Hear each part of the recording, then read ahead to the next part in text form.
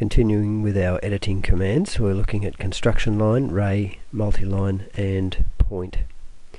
Now, construction line, these aren't terribly frequently used on our draw menu. A construction line is simply a line that we place on the page and it goes forever to infinity in every direction. And if we look at the options, we can set horizontal, vertical, we can set an angle, offset and so on. So it's just a quick way to get some lines down on the page.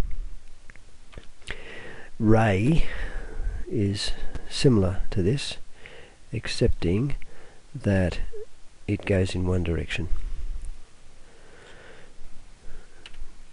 Probably the sort of thing you'd use if you were used to using it, but if you don't know about it, you don't often miss it.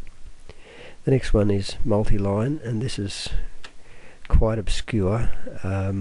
We don't tend to use multiline much because there are other programs that have it. In fact, it doesn't even appear to be on the menu.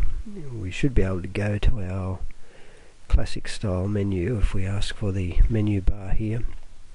Let's see if we can find it on here.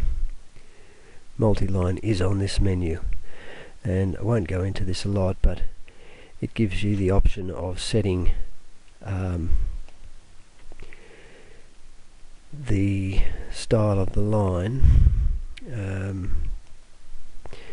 and setting lines that are a certain distance apart. So I think at one stage it might have been intended to try and use it for drawing houses, for example, but with the use of Revit and other programs it hasn't really taken off. But them draw parallel lines. Yep. Now